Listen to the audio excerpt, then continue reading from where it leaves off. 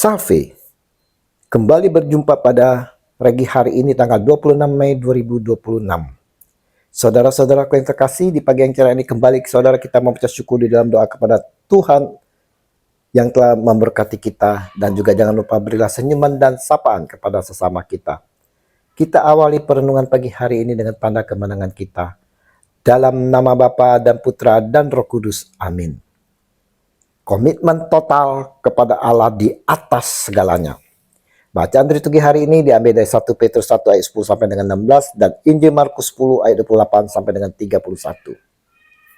Saudara-saudaraku yang terkasih, mengikuti Kristus saudara butuh pengorbanan dan perubahan hidup yang kekal. Mengikuti Yesus bukan hanya sekedar mengikutinya saja, saudara. Kita harus ingat sabda Yesus melalui Injil hari ini. Aku berkata kepadamu, sesungguhnya setiap orang yang karena aku dan karena Injil meninggalkan rumahnya, saudaranya laki-laki atau saudaranya perempuan, ibunya atau bapaknya, anak-anaknya atau ladangnya. Markus 10 ayat 29. Ini saudara menuntut prioritas mutlak dan komitmen total kepada Allah di atas segalanya, saudara. Hal ini bukan perintah untuk membenci keluarga, melainkan penegasan bahwa jika ada pertentangan antara kesetiaan kepada Kristus dan ikatan duniawi, murid-muridnya harus berani menomorsatukan dia dan pemberitaan Injil. Apakah kita telah dengan berani, saudara, menomorsatukan dia, Yesus Kristus Tuhan kita? Atau kita terikat dengan keluarga, dengan harta, apa yang kita miliki di dunia ini? Yesus sampaikan ini, saudara, kepada kita sebagai pengikutnya.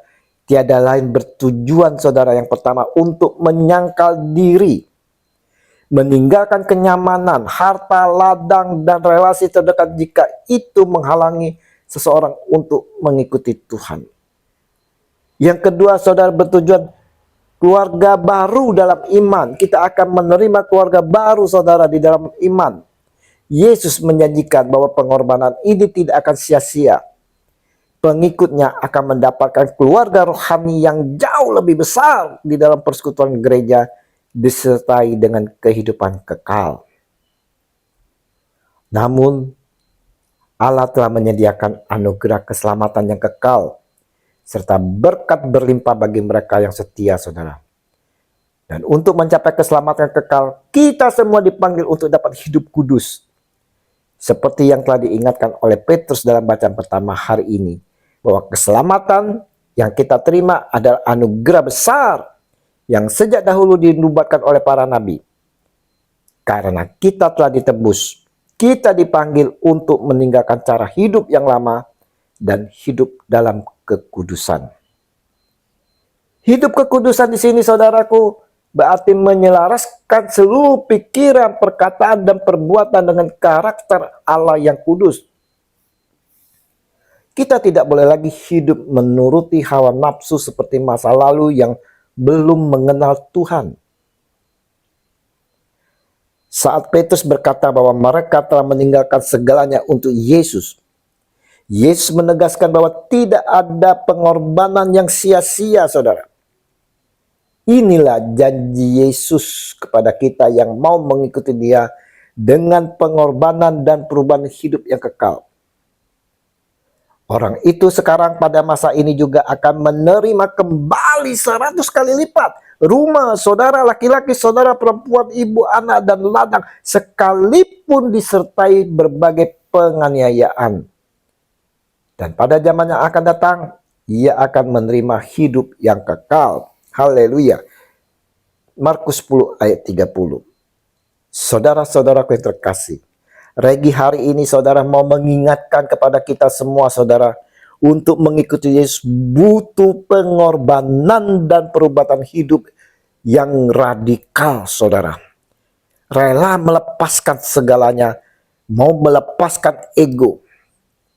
Tuhan tidak meminta kita untuk sempurna tanpa celah dengan kekuatan sendiri, melainkan memampukan kita hidup kudus melalui anugerahnya.